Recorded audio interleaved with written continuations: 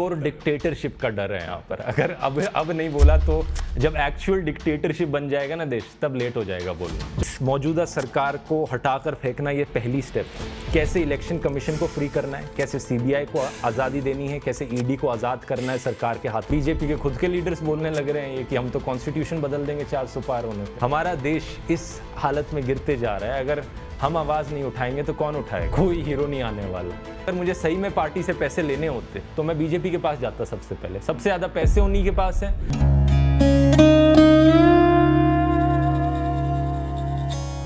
Dhruv Rathee information और news के लिए आज एक बहुत बड़ा सोर्स है और उस पर बहुत सारे इंडियन नेशन द्वारा टेस्ट किया जाता है जब भी बात आती है न्यूज़ की। लेकिन वो अपनी वीडियो में सिर्फ न्यूज़ नहीं देता, वो कुछ आइडियाज़ को प्रमोट करता है, कुछ आइडियोलॉजीज़ को प्रमोट करता है।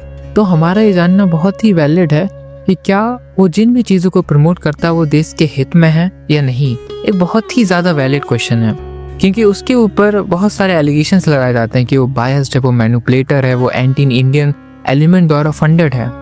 तो आज हम इन सारी चीज़ों को जानेंगे। और मैं एक चीज़ कहना चाहता हूँ कि मैंने जितना भी ध्रुव राठी को समझा है, मेरे ख्याल से वो he doesn't mean to be exposed, he means to be understood.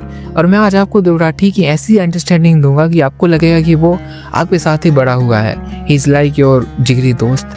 तो मेरे साथ वीडियो में बने रहिए क्योंकि आज आप ध्रुव राठी के ऊपर अब तक का एक बेस्ट वीडियो देखने वाले हैं जो आपको उसके मन की गहराइयों में ले जाएगा और वो जो भी काम करता है उसके पीछे के भाई को आप समझ पाएंगे। Stay tuned with me. Dhruv को डिकोड करने से पहले थोड़े ह्यूमन नेचर को समझते हैं। अभी आप जो भी हो, आप जिन भी आइडियाज़ को सपोर्ट करते हो, जिन भी आइडियोलॉजीज़ को मानते हो, रिजल्ट है कि आप किस एनवायरनमेंट में पढ़े भले और आपको कैसे एक्सपीरियंस हुए और उन एक्सपीरियंस को आपने किन वैल्यूज़ के साथ रिएक्ट किया। क्या आपका रिएक्शन आया जब वो सारी चीज़ें हुई? ये डिसाइड करता है कि आपके आइडियाज़ वैल्यूज़ कैसे इन्फ्लुएंस होंगे। फॉर एग्जांपल, एक लड़की है या लड़का है, उसके साथ कभी इंजस्टिस हुआ, अब क्या करेगा वो? उसके अंदर अगर डिटर्मिनेशन है, उसके अंदर एम्पैथी है कि भाई ऐसे किसी और के साथ ना हो और वो इस चीज़ को रोकेगी, तो क्या करेगी? वो कोई लॉयर बन सकती है, वो एक पुलिस में जा सकती है, वो जज बन सकती है, वो मीडिया के थ्रू लोगों तक आवाज़ पहुंचा सकती है, वो कोई एक्टिविस्ट बन सकती है। तो इस तरीके से हम प्रभावित होते हैं, इस तरीके से हम किन्हीं आइडियाज़ को मानने लगते हैं, उनको अपना लेते हैं, किसी एक चीज़ से जुड़ जाते हैं। तो ध्रुव भी एक इंसान है और उसके साथ भी सेम ऐसे ही केसेस हुए हैं। तो आज हम उसकी स्टोरी के थ्रू जानेंगे, समझेंगे कि वो आज जो भी कर रहा है वो उसने क्यों करना स्टार्ट किया है और उसके पीछे का उसका मोटिव और इंटेंशंस क्या हैं। But before that let me give you one more example. Let's take a example of Ramesh. तो रमेश इंडिया के किसी कोने से बिलोंग करता है, वो एक हिंदू मेजॉरिटी रीजन में रहता है, उसको पूरी ज़िंदगी भर वहीं रहना है, वहीं जीना है, वहीं मरना है।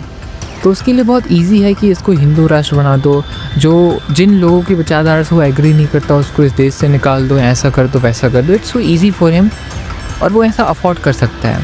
बट वहीं पर एक दूसरा इंसान है, वो शायद इंडिया के डिफरेंट कोनों में जाते रहता है, डिफरेंट लोगों से मिलते रहता है, डिफरेंट लोगों से उसका काम रहता है और मे भी शायद वो अभी एक दूसरे देश में रह रहा है जिसका नाम जर्मनी है।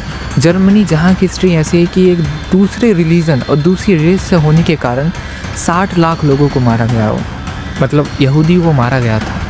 तो ऐसे देश में रहता है, तो वो नहीं चाहेगा कि इस देश में कभी भी ऐसी चीज़ फेस करना पड़े क्योंकि वो उधर माइनॉरिटी में है, वो अलग डिफरेंट रेस का है, तो वो खुद नहीं चाहेगा कि उसके साथ कभी ऐसी चीज़ें हों। तो इवेंचुअली वो इंसान ऐसी विचारधारा रखेगा कि जितना हो सके इंसान सेकुलर तरीके से रह सकें, जितना कम हो सके उतना रिलीजियस डिस्क्रिमिनेशन हटा दिया जाए, जितना हो सके उतना रेशियल डिस्क्रिमिनेशन हटा दिया जाए और मिलजुल कर रहें।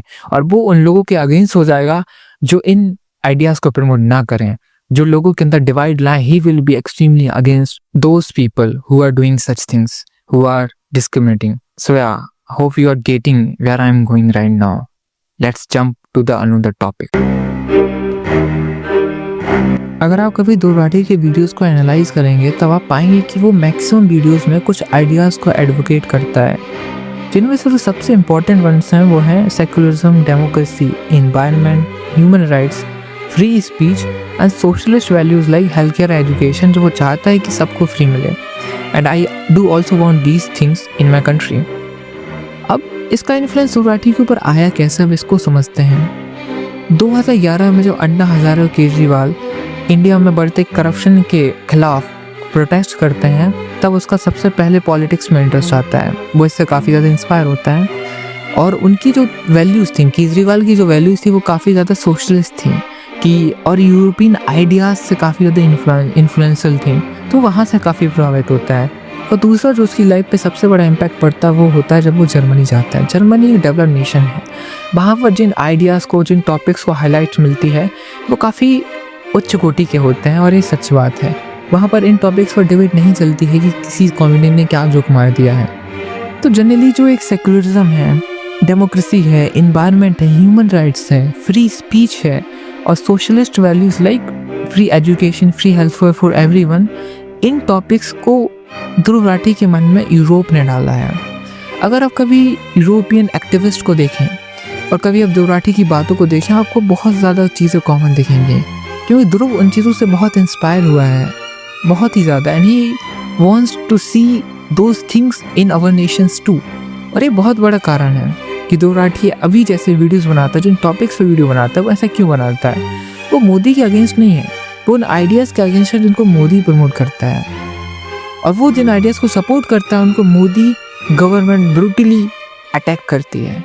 सो he is simply protecting his ideas, those things he believed, ना कि कोई प्रोपेगेंडा चला रहा है। He just a normal guy like all of us, but just wants good to this nation.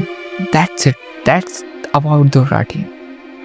सरदार भगत सिंह की एक लाइन है कि क्रांति हथियारों से नहीं आती है, विचारों से आती है, और सही विचार एक देश को बदलते हैं। उन्होंने जो कुछ भी किया इस देश के लिए वो बस ये था कि लोगों को जगा पाएं, उनके मन में सही विचारों को ला पाएं, ताकि लोग जागें और सही मायने में क्रांति स्टार्ट हो। और ध्रुव राठी की तरफदारी करते हुए लास्ट में एक चीज़ कहना चाहता हूँ, he is a man of his words, he is honest, has integrity and courageous. आप उससे एज अ पर्सन इंस्पायर हो सकते हैं। अगर वो कोई चीज़ करने के लिए बोलता है तो शायद वो उस चीज़ को पहले खुद करता है, खुद मानता है, ना कि किन्हीं हिपोक्रेट लोगों जैसा है जो उसे क्रिटिसाइज़ करते हैं। ऐसे लोग जिन्होंने फेमस होने से पहले जितना गिर सकते थे उतना गिरा, और फिर अब अपनी इमेज क्लियर करने में लगे हुए हैं, अब ज्ञान देने में लगे हुए हैं क्या करना चाहिए क्या नहीं। So I think youngster can inspire from him, क्योंकि वो इस चीज़ के वर्दी है। लास्ट में यही कहना चाहूँगा कि अगर आपको वीडियो पसंद आए तो please like, share and subscribe. That's it for today.